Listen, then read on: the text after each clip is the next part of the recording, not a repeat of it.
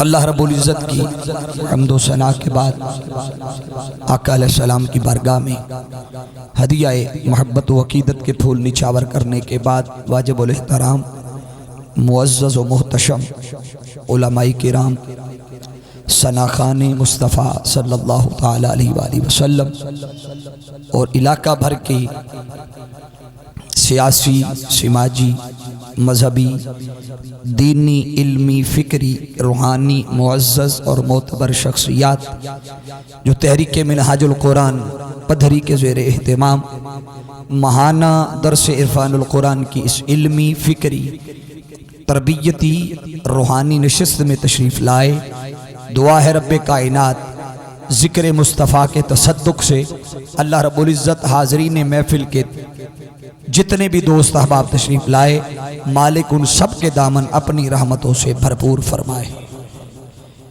ہماری خوشبختی ہماری آج کی اس بزم کی صدارت فرما رہے ہیں آل نبی، اولاد علی، گلشن کرم کے پھول حضرت والا شان قبلہ پیر سید احمد شاہ صاحب دامت برکاتہم العالیہ، ان کے ساتھ حضرت علامہ ساجد حسین چشتی صاحب، ان کے ساتھ قاری مہر علی صاحب، اور آج کی اس بزم کے میزبان اور منتظم محترم جناب باؤ محمد رفیق صاحب، ان کی ٹیم کا حصہ بنے ڈاکٹر صداقت علی ملک صاحب، فخر ندیم صاحب، تبارک مطلوب صاحب، اظہر حسین صاحب، بائی مختار عرف بانا صاحب، سفیر صاحب اور ماسٹر محمد رمضان صاحب، جملہ اہلیان پدری۔ اور اس سے بڑھ کر آج بڑی ہی خوشبختی پردے میں بیٹھی میری مائیں، میری بہنیں اور میری بیٹیاں جو آج مردوں کے شانہ بشانہ جیسے مرد حضرات آج حضور کے ذکر کی مجلس کو سن کر اپنے قلوب و اذہان کو معطر کر رہے ہیں، ادھر میری مائیں، بہنیں اور بیٹیاں بھی سیدہ کائنات بطول زہرا کے در کی باندیاں بن کر ذکر مصطفیٰ کی مجلس اٹینڈ کر رہی ہیں۔ اور یقیناً خوش نصیبی اس لیے ہے، خوش نصیبی اس لیے ہے کہ عموماً ہم لوگ بالخصوص جو دیہاتوں کے رہنے والے ہیں، ہم شاید اپنی خواتین کو اس طرح کی مجالس میں لانا، شرکت کروانا شاید ہم عیب سمجھتے ہیں یا ایک بڑی اچنبے کی بات سمجھتے ہیں۔ ایسا ہرگز نہیں۔ جیسے دین سننا، سیکھنا، عمل کرنا، عبادت، نماز، ذکر، تقوی، طہارت یہ ایک مسلمان مرد کا حق ہے، اسی کے برابر اللہ نے قرآن اور مصطفیٰ نے حدیث میں اتنا ہی حق مسلمان عورت کو بھی عطا کیا۔ تو اللہ رب العزت ہماری ان تشریف لانے والی ماؤں، بہنوں اور بیٹیوں کے دامن میں بھی اپنی رحمتوں کا نزول فرمائے۔ حاضرین مکرم، اب تمہیدی گفتگو کی گہرائی میں مزید جائے بغیر آج چونکہ اس مجلس، اس مسجد میں ہمارا درس قرآن کا پہلا پروگرام ہے، پہلے وہ نیچے والی مسجد میں ہوتے رہے تو یقیناً اس کے اثرات کسی جگہ پر جب نئے انداز میں شروع کیا جائے تو اثرات ہوتے ہیں، مگر ہماری بہنوں نے اور بیٹیوں نے وہ کمی پوری کر دی کہ مردوں سے زیادہ تعداد میں نیچے عورتیں بیٹھی ہوئی۔ میری گفتگو کا آج عنوان حالات حاضرہ کے موجودہ سچویشن کی وجہ سے ہم نے موضوع کا انتخاب کیا ہے عقیدہ ختم نبوت، اور یہ عام روٹین سے ہٹ کر میں مضمون بیان کرنے جا رہا۔ جیسے آپ مساجد میں دائیں بائیں علماء سے سنتے ہیں، ہر کوئی اپنی خدمت اور نوکری پیش کرتا ہے، مگر میں اس کی کچھ جہتیں، کچھ دلائل اور قرآن مجید کی بہت ساری ایسی آیات آج کوٹ کرنے جا رہا ہوں جو اس سے پہلے آپ نے اس موضوع پر نہ سنی ہوں۔ میں نے عنوان موضوع کے لیے قرآن مجید کی سورہ احزاب کی آیت نمبر 40 کی تلاوت کرنے کا شرف حاصل کیا۔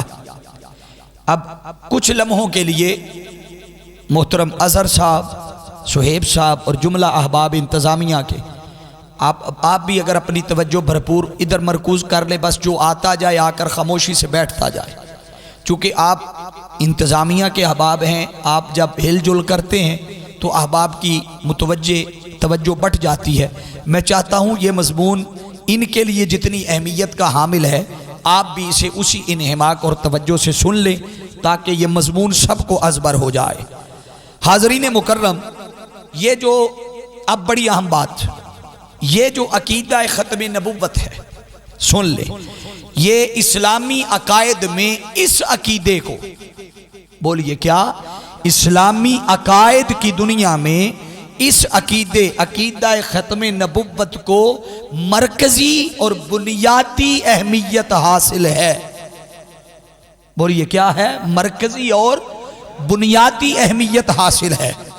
اور اس سے اگلی بات کہ عقیدہ ختم نبوت ہمارے ایمان کی اساس بھی ہے، ہمارے ایمان کا مرکز و محور بھی ہے۔ جیسے کوئی عمارت کسی چیز کے سہارے بلند و بالا آسمان کی طرف چڑھتی جاتی ہے، نیچے کچھ بیس ہوتی ہے، بنیاد ہوتی ہے۔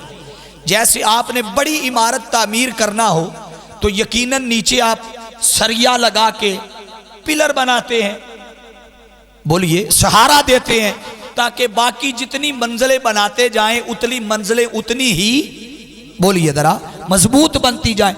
بلا تشبیہ و بلا مثال جتنے بھی عقائد ہیں اسلامی تاریخ میں، ان سب عقائد میں عقیدہ ختم نبوت اسی پتھر کی طرح ہے، اسی اینٹ کی طرح ہے کہ جس پر باقی کی ساری عمارت کھڑی ہے۔ اگر اسی اینٹ کو یا پتھر کو نکال لیا جائے تو اس کے نکالنے سے باقی ساری کی ساری عمارت دھڑام سے زمین پر نیچے گر جائے، اتنی اہمیت کا حامل ہے۔ اب حاضرین یہ احتشام، اگلی بات خاص، عموماً آپ لوگوں ہی میں سے کئیوں کے ذہن میں یہ بات بھی ہے کہ شاید عقیدہ ختم نبوت پر قرآن مجید میں 2-3 آیات ہیں جس سے ہم اپنا عقیدہ واضح کرنے کی کوشش کرتے ہیں۔ یہ بات بھی سن لے، ایسا نہیں ہے۔ آج کے اس دور میں اور اس دور کے مجدد حضور شیخ الاسلام ڈاکٹر محمد طاہر القادری مدد اللہ العالی، آپ نے عقیدہ ختم نبوت پہ کتاب لکھی ہے 950 صفحے کی، بولیے کتنے، اتنی موٹی ضخیم کتاب ہے۔ اس میں قرآن مجید کی 129 آیات سے استدلال کر کے عقیدہ ختم نبوت کو واضح کیا۔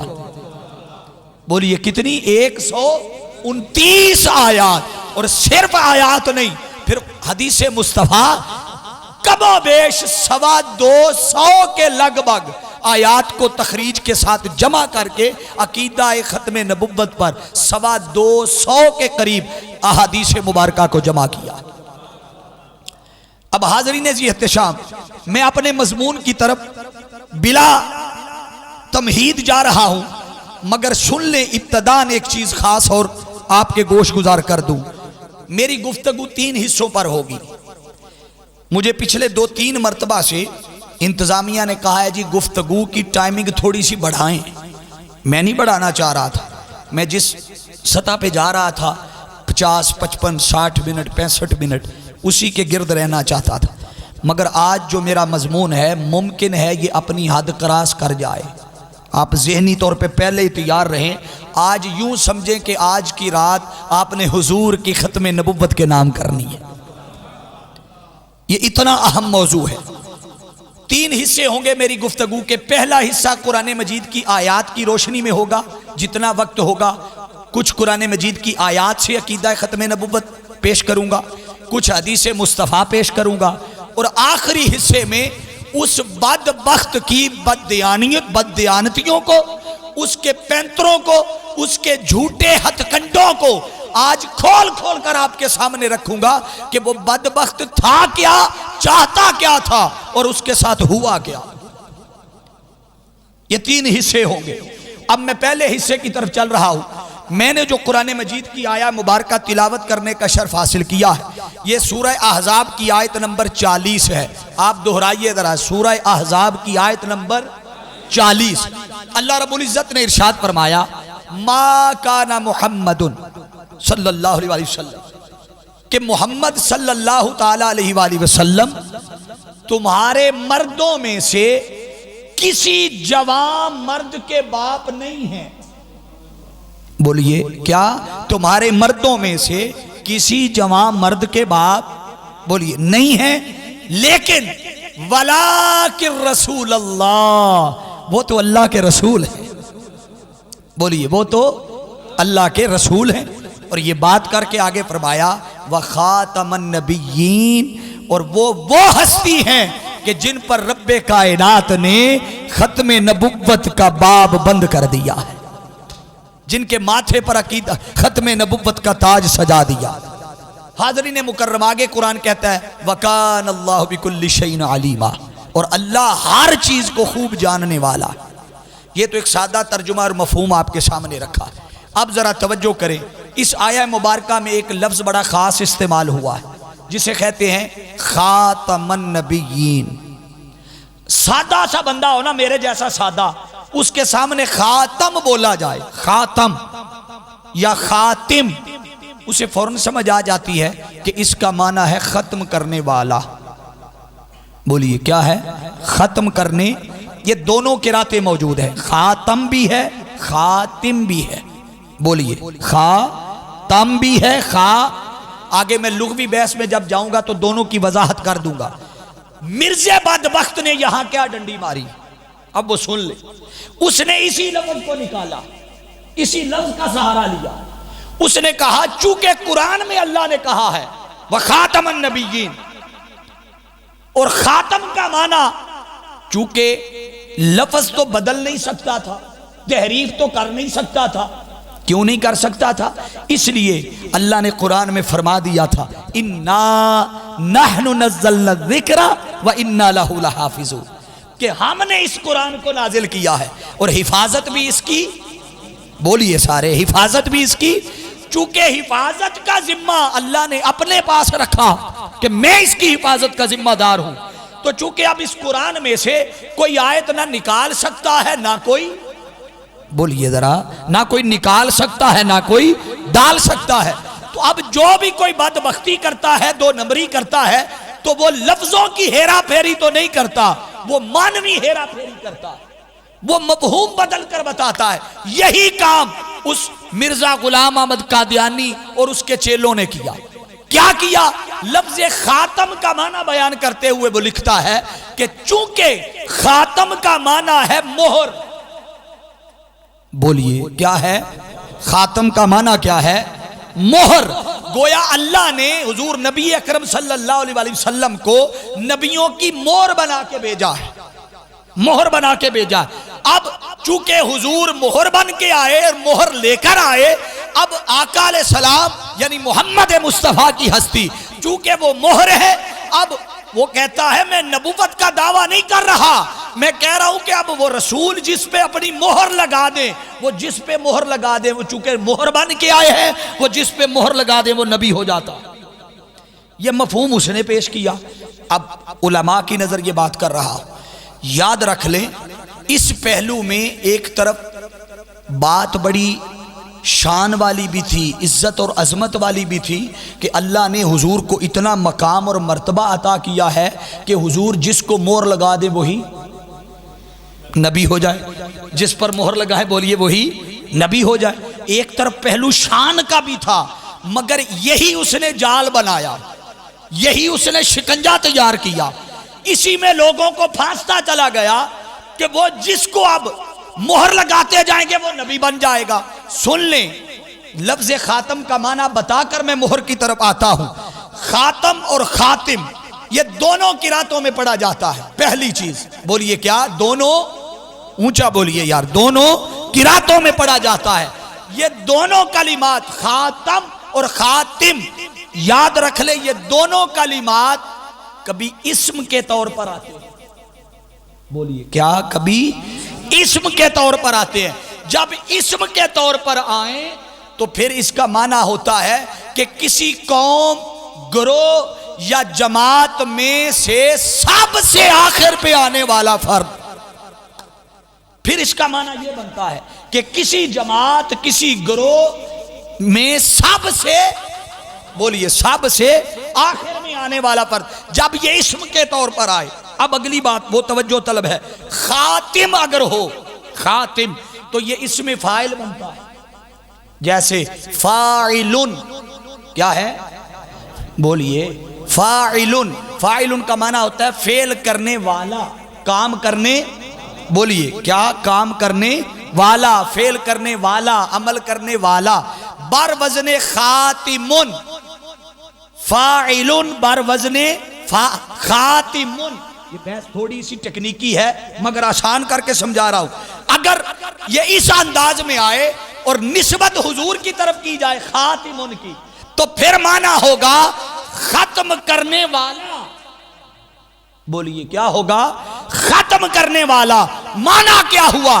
کہ مصطفیٰ ہی کی وہ ہستی ہے کہ جو نبوت کے سلسلے کو ختم کرنے والے ہیں. بولیے، جو نبوت کے سلسلے کو. اب سن لے، وہ مہر کب بنتا ہے؟ جب اس میں اعلیٰ کے طور پر آتا ہے.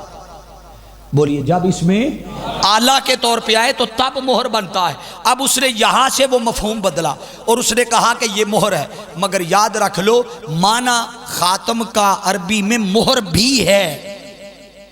بولیے کیا؟ مہر بھی اس کا معنی ہے، مگر اس مہر کا معنی یہ ہے کہ جیسے کوئی شخص کوئی تحریر لکھے، تحریر، تو تحریر جب ابتدا سے لے کر انتہا تک مکمل ہو جائے تو وہ اینڈ پر مہر لگاتا ہے. بولیے، تحریر جہاں ختم ہو جائے، بولیے تحریر جہاں ختم ہو وہاں وہ سٹیمپ لگاتا ہے، مہر لگاتا ہے. اس مہر کا کیا مطلب ہے؟ اس مہر کا مطلب ہے کہ یہ جتنی عبارت اور تحریر میں نے لکھی ہے اس میں سے کوئی لفظ نہ نکال سکتا ہے نہ کوئی اندر، بولیے کوئی اور لفظ ایڈ نہیں کیا جا سکتا.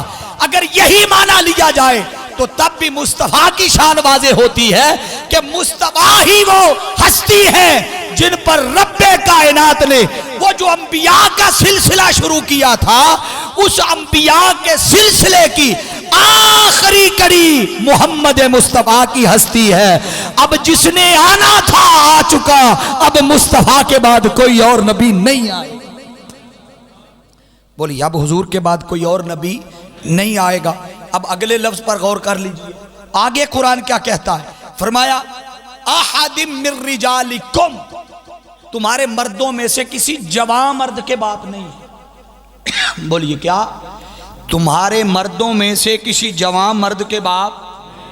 یہ جو ابوت کی نفی کی نا، ابوت کی یعنی باپ ہونے کی نفی کی، تو ایسا نہیں ہے کہ مطلقاً نفی کی کہ باپ ہیں ہی نہیں، وہ بحیثیت روحانی باپ پوری امت کے روحانی باپ ہے.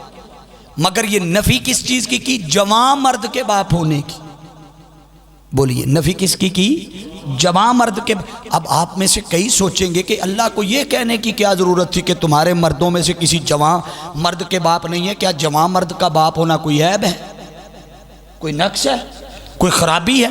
نہیں، ایسا نہیں ہے. کئی نبی ایسے ہوئے کہ جنہیں اللہ نے بیٹے بھی دیے اور بیٹے جوان بھی ہوئے، اور پھر نہ صرف جوان ہوئے بلکہ بعد میں وہ نبی بھی ہوئے.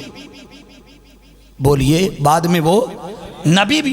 آپ حضرت ابراہیم علیہ السلام کی مثال لے لیں. سیدنا ابراہیم علیہ السلام خود بھی نبی، بیٹے اسحاق بھی نبی، بیٹے اسماعیل بھی نبی.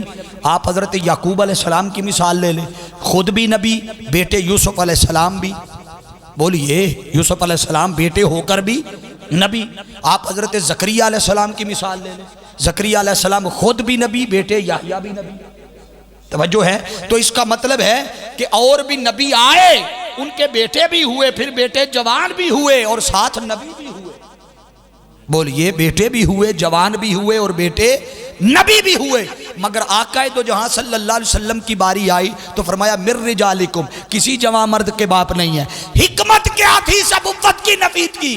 حکمت یہ تھی کہ کل قیامت والے دن جب انبیاء کی صفیں بن جاتی، انبیاء کھڑے ہوتے، کئی نبی ایسے ہوتے کہ جو خود بھی بحیثیت نبی ہوتے، ساتھ بیٹا بھی بحیثیت نبی کھڑا ہوتا. بولیے، ساتھ بیٹا بھی بحیثیت نبی کھڑا ہوتا. اور اگر حضور کا کوئی بیٹا جوان ہو جاتا، اب ابوت کی نبی کی بات سمجھانے لگاؤ اور حکمت سمجھانے لگاؤ. اگر حضور کا بیٹا جوان ہو جاتا اور جوان ہوتا تو کیا خیال ہے، وہ نبی ہوتا یا نہیں ہوتا؟ بولیے، پریشان کیوں ہو گئے ہیں بھئی؟ باقی انبیاء کو اگر بیٹے بطور نبی بھی دیے ہیں تو حضور کا بیٹا ہو کر نبی نہ ہوتا؟ تو اگر حضور کا بیٹا جوان ہو جاتا تو جوان ہو کر اسے نبوت ملتی، اور اگر نبوت ملتی تو حضور پہ ختم نبوت رہتی؟ بولیے، نہ رہتی. ختم نبوت کا تاج آقا کے سر نہ سجتا. پہلی حکمت یہ تھی کہ آقا دو جہاں صلی اللہ علیہ وسلم کو اولاد تو دی، مگر بچپن میں اولاد اللہ اپنی بارگاہ میں لے گیا. وجہ کیا تھی، حکمت کیا تھی؟ کہ ختم نبوت کا تاج تاجدار کائنات صلی اللہ علیہ وسلم کے سر انور پہ سجانا تھا. اب حاضرین مکرم، اگر حضور کا بیٹا جوان ہوتا اور اسے نبوت ملتی تو ختم نبوت نہ رہتی، اور اگر نبوت نہ ملتی تو یہ جزوی نقص رہ جاتا. کیونکہ باقی کئی نبی تھے جن کے بیٹے جوان ہو کر بھی نبی ہوئے. بولیے، جوان ہو کر نبی ہوئے. اگر حضور کا بیٹا جوان ہو جاتا اور نبوت نہ ملتی تو وہاں قیامت میں یہ منظر دیکھنے والا ہوتا. کئی انبیاء یہ سوچ رہے ہوتے اور دیکھ رہے ہوتے کہ بیٹے ہمیں اللہ نے دیے، جوان بھی ہوئے، انہیں نبوتیں بھی دی، مگر حضور کو بیٹا دیا، بیٹا جوان تو ہوا، نبوت بولیے نہیں ملی. اس حکمت کے پیش نظر رب کائنات نے مصطفیٰ کو اولاد بھی دی، مگر اولاد بچپن میں اللہ اپنی بارگاہ میں اس وجہ سے لے گیا تاکہ آقا دو جہاں کے سر انور پر نبوت کا تاج، عقیدہ ختم نبوت کا تاج سجایا جائے. اس سے اگلی بات بھی توجہ طلب ہے. آگے قرآن کیا کہتا ہے؟ بڑی خاص بات. یہ بات کرنے کے بعد کہا وَلَٰكِن رسول اللہ، مگر یہ کیا ہے؟ اللہ کے. اونچا بولیے. تمہارے مردوں میں، جوان مردوں میں سے کسی کے باپ تو نہیں ہے، لیکن اللہ کے وخاتم النبیین، ولیکن رسول اللہ وخاتم النبیین، اور نبیوں کے سلسلے کو ختم کرنے والے ہیں. یہ دو چیزیں بڑی خاص ہے. اگر جوان حاضر بیٹھے ہیں تو ہاتھ اٹھا کے سبحان اللہ کہہ دے ذرا. اللہ نے جب حضور کی شان بیان کرنے کی بات آئی نا، حضور کا مقام اور مرتبہ اور منصب بات بیان کرنے کی بات آئی، تو آقا دو جہاں صلی اللہ علیہ وسلم نے فرمایا ولیکن رسول اللہ، یہ اللہ کا رسول ہے. بولیے، یہ اللہ کا، یہ منصب رسالت بیان ہو رہا، حضور کا مقام اور مرتبہ بیان ہو رہا ہے کہ تمہارے مردوں میں سے کسی جوان مرد کے باپ تو نہیں ہیں، مگر اللہ کے، سب بولیے، مگر اللہ کے رسول ہیں. ادھر مقام اور مرتبے کی جب بات تھی تو آقا کی شان رسالت کا بیان کیا، مگر جب آقا دو جہاں صلی اللہ علیہ وسلم کے ختم نبوت کی بات آئی تو اللہ رب العزت نے یہ نہیں فرمایا ولیکن رسول اللہ وخاتم الرسول، یہ نہیں کہا. شان رسالت بیان کی تھی تو اسی شان رسالت میں کسی کے نہ آنے پر اللہ رب العزت مہر لگا دیتا اور فرماتا اور رسول کوئی نہیں آئے گا. چاہیے تو یہ تھا پیچھے شان رسالت تھی تو آگے شان رسالت میں ہی کسی اور کے نہ آنے کا دروازہ بند کرتا، مگر اللہ نے ایسا نہیں کیا. پیچھے ذکر شان رسالت کا کیا ولیکن رسول اللہ کے ذریعے، اور آگے عقیدہ ختم نبوت کی بات کی اور فرمایا وخاتم النبیین. یہاں سبب کیا تھا؟ خاتم الرسل کیوں نہیں کہا؟ ہاں اس لیے کہ اگر خاتم الرسل کہہ دیتا تو معنی کیا بنتا کہ یہ سلسلہ رسالت ختم کرنے والا ہے. کیا معنی بنتا؟ سلسلہ، اونچا بولیے، سلسلہ رسالت ختم کرنے والا ہے. اب یہ بات آپ کو تب سمجھ آئے گی جب نبی اور رسول کا فرق سمجھے گے. نبی اور رسول کا فرق بھی جان لیں. ایک ہوتا ہے رسول، ایک ہوتا ہے نبی. مقام رسالت مقام نبوت سے بڑا منصب ہے. جاگ رہے ہیں نا؟ توجہ ہے. مقام رسالت بولیے مقام نبوت سے بڑا منصب ہے. ہر رسول، اور آسان کر دیتا ہوں، ہر رسول پہلے نبی ضرور ہوتا ہے. توجہ، کیا؟ ہر رسول پہلے نبی ضرور ہوتا ہے، مگر ہر نبی رسول نہیں ہوتا. بولی ہر نبی رسول اور آسان کر دیتا ہو جھٹکے انداز میں. آپ میں سے اگر کوئی شخص بیٹھا ہوا ہو جس نے ایم اے کیا ہو, ایم اے, اگر میں اس سے پوچھوں کہ بھائی بتاؤ آپ نے بی اے کیا ہے, تو وہ کہے گا علامہ صاحب ذرا سوچے تو صحیح, میں نے ایم اے کیا ہی تب ہے جب پہلے میں نے بی اے کیا تھا. توجہ ہے نا. اب یہی بات اگر میں بی اے والے سے پوچھوں جس نے بی اے کیا ہو کہ بتائیں آپ نے ایم اے کیا ہے, تو وہ کہے گا نہیں میں صرف بی اے کیا ہے, ایم اے کیوں؟ اس لیے کہ ہر ایم اے پاس بی اے ضرور ہے. بولیے ہر ایم اے پاس بی اے ضرور ہے, مگر یہ ضروری نہیں ہے کہ ہر بی اے پاس ایم اے پاس بھی ہو. اب آپ بات سمجھ گئے. بلا تشبیہ و بلا مثال ہر رسول نبی ضرور ہوتا ہے, ہر رسول, مگر ہر نبی رسول بولیے نہیں ہوتا. اسی لیے رب کائنات نے جب حضور کی شان بیان کرنے کی بات آئی تو فرمایا ولیکن رسول اللہ, یہ اللہ کا رسول ہے. اور جب عقیدہ ختم نبوت کے بابت بات کرنے کی باری آئی تو فرمایا وخاتم النبیین. اب رب کائنات نے جو مقام اور مرتبہ رسالت سے چھوٹا تھا اس کا دروازہ بند کیا, اور دروازہ بند کر کے قیامت تک آنے والے ان چوروں کا رستہ روکا. بیان کرتے ہوئے فرما دیا کہ اب نبوت کا سلسلہ دروازہ بند کر دیا ہے.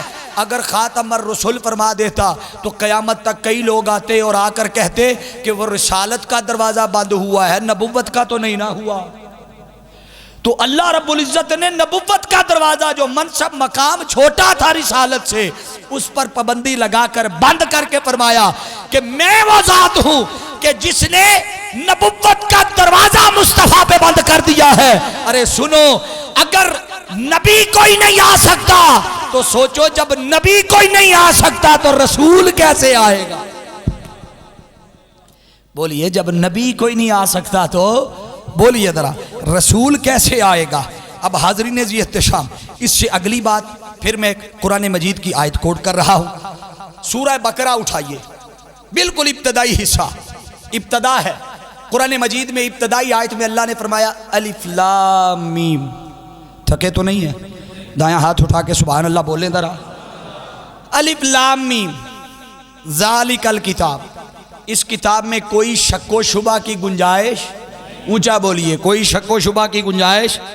آگے کیا فرمایا؟ لا ریب فی ھدی للمتقین, یہ ہدایت ہے متقین کے لیے. بولیے کیا ہے؟ ہدایت ہے, اونچا بولیے, ہدایت ہے متقین کے لیے. اب آپ کہیں گے وہ کون ہے متقین جن کے لیے اللہ نے ہدایت رکھی ہے؟ قرآن مجید کی اگلی آیت پڑھ لیتے ہیں. یہ اسی موقع پر اگلی آیت ساتھ متصلاً اللہ رب العزت نے بیان فرمائی, اور بیان فرماتے ہوئے کیا فرمایا؟ ارشاد فرمایا الذین یؤمنون بالغیب ویقیمون الصلاۃ. یہ سورہ بقرہ کی ابتدائی حصہ ہے. فرمایا متقین کی علامت, متقین کی نشانی یہ ہے یؤمنون بالغیب, وہ غیب پر ایمان لاتے. بولیے کیا؟ وہ غیب. یہ پہلی صفت ہے, یہ پہلی علامت ہے, یہ پہلی نشانی ہے. اس کے ساتھ فرمایا وَيُقِيمُونَ الصَّلَاةَ, متقین کی دوسری علامت یہ ہے کہ وہ نماز قائم کرتے. اچھا نماز دا نا جدوں ہوندا ہے تے سارے ہی چپ ہو گئے نے کہ پتہ نہیں اگلی بات شاید علامہ صاحب یہ کہے کہ پڑھا کرو. بھئی میں نے کہہ دینا ہے پڑھا کرو, جس نے اللہ کا حکم نہیں مانا اور چھوڑ دی ہے اس نے میرا کیا ماننا ہے؟ ہمارا تو کام ہے کہ اس مسند پر بیٹھ کر صرف بتا دیں کہ اللہ یہ فرما رہا ہے. قرآن دوسری صفت میں نمازیوں کا ذکر کر رہا ہے. اندازہ کر لیں کہ کتنی اہمیت کی حامل ہے اللہ کی عبادت اور بندگی اور نماز, کہ جسے اللہ رب العزت دوسرے ایک غیب پر ایمان لانے کے فوراً بعد بیان کر رہا ہے. فرمایا وَيُقِيمُونَ الصَّلَاةَ, کتنی صفات ہو گئی؟ اونچا بولیے. میں نے کرنے کو یوں کر سکتا تھا, آپ کو پتہ چل جاتا. دوسری میں نے نہیں کیا, میں نے کہا دیکھو تو صحیح حاضر کتنے ہیں, دیکھو تو صحیح. دو صفات, پہلی غیب پر, اونچا بولیے, پہلی غیب پر, دوسری نماز قائم کرتے ہیں. تیسری فرمایا وَمِمَّا رَزَقْنَاهُمْ يُنْفِقُونَ, اور جو کچھ ہم نے انہیں دیا ہے ہمارے دیے ہوئے مال میں سے اس کی راہ میں خرچ کرتے. کتنی صفات ہو گئی؟ کن کی صفات ہیں یہ؟ متقین کی. اب چوتھے نمبر پر جہاں آپ کو لانا چاہتا تھا میں پہنچایا. چوتھے مقام پر فرمایا والذین یؤمنون بما انزل الیک وما انزل من قبل. فرمایا اور اس پر ایمان لاتے ہیں یؤمنون بما انزل الیک وما انزل من قبلک، اس پر بھی ایمان لاتے ہیں. چوتھی صفت کس پر؟ جو ہم نے اپنے بندے پر اتارا، یعنی آقا دو جہاں صلی اللہ علیہ وسلم کی ہستی پر اتارا. اور حضور کی ہستی پہ کیا اتارا؟ اونچا بولیے ذرا. فرمایا جو اس پر ایمان لاتے ہیں جو ہم نے اپنے محبوب بندے پر اتارا. اور پھر کس پر ایمان لاتے ہیں؟ بما انزل الیک وما انزل من، اونچا بولیے، وما انزل من، جو آپ سے پہلوں پر اتارا اس پر بھی ایمان لاتے ہیں. بولیے آپ سے کتنی جہتوں میں ذکر کیا؟ 2 جہتوں میں. پہلی کہ حضور پہ اتارا اور حضور سے. یہ نکتہ بڑا خاص سمجھانے لگا ہوں. جو حضور پہ اترا اس پہ بھی ایمان، اور جو حضور سے پہلوں پہ اترا بولیے اس پر بھی. تو صرف پچھلے جن پر اترا ان کا ذکر کیا، یا حضور کی ہستی پہ اترا اس کا ذکر کیا؟ کسی تیسرے کا ذکر کیا؟ بولیے قرآن پڑھ رہا ہوں. کسی تیسرے کا ذکر آیا؟ یعنی بعد میں بھی میں جس پر اتاروں گا ایسا کوئی ذکر آیا؟ نہیں آیا. اگر مصطفیٰ کے بعد کسی نبی نے آنا ہوتا تو خدا ضرور فرماتا کہ اس پر بھی ایمان لانا جو مصطفیٰ کے بعد میں اتاروں گا. اللہ کا یہ نہ فرمانا کہ اس کے بعد بھی کوئی اتارنا ہے یا نہیں، اس امر پر دلالت کرتا ہے کہ مصطفیٰ ہی وہ آخری ہستی ہے. رب نے جو کچھ اتارنا تھا مصطفیٰ پر اتار دیا. اب چونکہ نہ حضور کے سوا کسی اور پر اترے گا، آئے گا، نازل ہوگا، چونکہ جو کچھ آنا تھا وہ آخری نبی مصطفیٰ تھے جن پر رب اتار چکا. بولیے وہ آخری نبی حضور کی ذات تھی جن پر رب جو اتارنا تھا، بولیے سارے، جو اتارنا تھا اتار چکا. میں اس کے ساتھ ایک اور آیت کوڈ کر رہا ہوں. وہ کیا؟ اب آپ دیکھیے بڑی خاص بات کر رہا. وہ کیا؟ قرآن مجید میں اللہ رب العزت نے ارشاد فرمایا، یہ جہاں ایک خاص چیز رہ گئی تھی میں پھر کوڈ کر رہا ہوں، مس نہ ہو جائے، اہم تھی. وہ یہ تھی کہ جہاں آقا دو جہاں صلی اللہ علیہ وسلم کی ابوت کی نفی فرمائی تھی نا، وہاں ایک حکمت اور سبب یہ بھی تھا کہ تمہارے مردوں میں سے کسی جوان مرد کے باپ بولیے نہیں ہے. قرآن کا اگلا مقام ہے، یہ سورہ زمر کا پیش کر رہا ہوں. فرمایا قل ان کان للرحمن ولد فانا اول العابدین. آپ کو علم ہوگا، آپ میں سے سارے لوگ تقریباً جانتے ہوں گے کہ عیسائی حضرت عیسیٰ علیہ السلام کو اللہ کا، بولیے سارے، اللہ کا. چلے میں قرآن کی آیت کوڈ کر دیتا ہوں، کوئی یہ نہ کہے اپنی طرف سے کہہ رہا ہے. قرآن کہتا ہے وقالت الیہود عزیر ابن اللہ وقالت النصارى المسیح ابن اللہ، کہ یہود و نصارہ انبیاء کو اللہ کا بیٹا کہتے. تو جب اللہ کو کا بیٹا کہا تو اللہ نے نفی کر دی. جیسے وہاں فرمایا نا کہ تمہارے جوان مردوں میں سے کسی کے باپ حضور بولیے نہیں، تو اپنی بات آئی رب کائنات کی تو فرمایا لم یلد ولم یولد. آئے ہائے ہائے، نہ کوئی میری اولاد نہ میں کسی کی اولاد، نفی کر دی. حاضرین مکرم توجہ کیجئے گا، وجہ کیا تھی؟ رب سمجھانا یہ چاہ رہا تھا کہ اگر خدا کا کوئی بیٹا ہوتا تو ظاہری بات ہے وہ بھی الہ بنتا. خدا کیا ہے؟ الہ ہے نا. بولیے خدا کیا ہے؟ الہ. ہمارا الہ کون ہے؟ اونچا بولیے کون ہے؟ اللہ. اور اگر اللہ کا معاذ اللہ کوئی بیٹا ہوتا تو وہ الہ نہ ہوتا؟ ہوتا. اور اگر بیٹا ہوتا اور وہ الہ بنتا تو پھر توحید نہ رہتی. جاگ رہے ہیں؟ پھر توحید بولیے، پھر توحید نہ رہتی. اور اگر توحید نہ رہتی، وحدت نہ رہتی تو شرک کا شائبہ بن جاتا. رب کائنات نے لم یلد ولم یولد کہہ کر یہ بتا دیا کہ اب کسی شے میں میرا کوئی شریک نہیں آ سکتا. ادھر شرکت کی، ادھر نفی کر دی، جڑ کاٹ دی شرک کی. جیسے وہاں نفی کر کے شرک کی جڑ کاٹ دی، مصطفیٰ کی ابوت کی جب بات آئی تو وہاں بھی اسی طرح اللہ رب العزت نے فرمایا کہ یہ تمہارے جوان مردوں میں سے کسی کا باپ نہیں ہے، ہاں ہے تو اللہ کا رسول ہے. بولیے ہے تو اللہ کا رسول ہے. اب حاضرین احتشام، اگلی بات جو آنا چاہ رہی ہے وہ بڑی خاص ہے. وہ کیا؟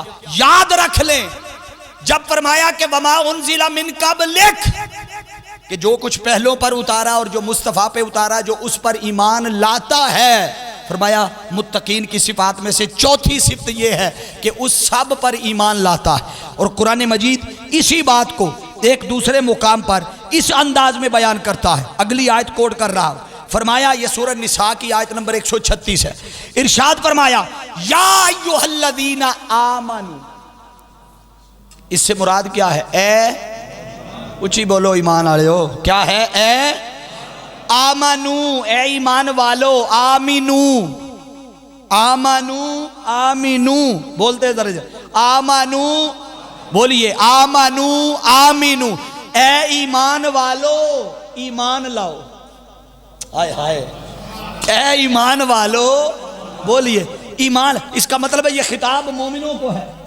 کس کو ہے؟ مومنوں کو ہے نا، خطاب کن کو ہے؟ مومنوں کو۔ مومن کہا، کیا کہا؟ مومن کہا۔ مومن کہا ہے تو پھر آمینو کیوں کہا ہے؟ بھئی وہ مومن تو پہلے ہی ہے، پھر کس ایمان کی بات ہے؟ ہاں یہی تو بات قرآن سمجھانا چاہتا ہے۔ فرمایا آمینو باللہ ورسولہ والکتاب الذی نزل علی رسولہ والکتاب الذی انزل من قبل، ایمان لاؤ اس پر جو ہم نے رسول پر اتارا، انزل من قبل، اور جو رسول سے پہلو۔ اس کے بعد کسی کا اور کا ذکر آیا؟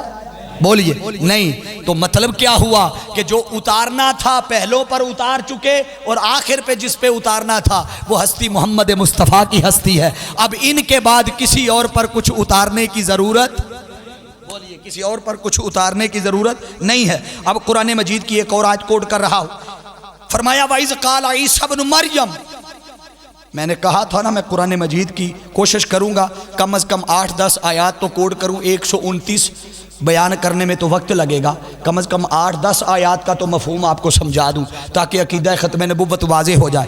فرمایا وَإِذْ قَالَ عِيسَىٰ ابْنُ مَرْيَمَ يَا بَنِي إِسْرَائِيلَ إِنِّي رَسُولُ اللَّهِ إِلَيْكُمْ مُصَدِّقًا لِمَا بَيْنَ يَدَيَّ مِنَ التَّوْرَاةِ وَمُبَشِّرًا بِرَسُولٍ يَأْتِي مِن بَعْدِي اسْمُهُ أَحْمَدُ۔ یہ حضرت سیدنا عیسیٰ علیہ السلام کا بیان ہے، اور وہ خطاب کر رہے ہیں بنی اسرائیل سے۔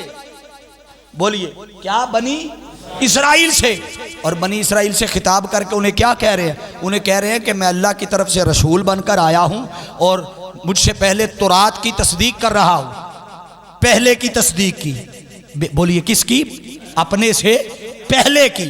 اور اگر پہلے کی تصدیق کی ہے تو ایسا نہیں ہے کہ پچھلے کی کر کے چلے گئے۔ آگے فرمایا وَمُبَشِّرًا بِرَسُولٍ يَأْتِي مِن بَعْدِ اسْمُهُ أَحْمَدُ۔ سن لو، پہلے یہاں تک کا مضمون گزر چکا ہے، یہ آ گیا ہے، یہ اتر چکا ہے۔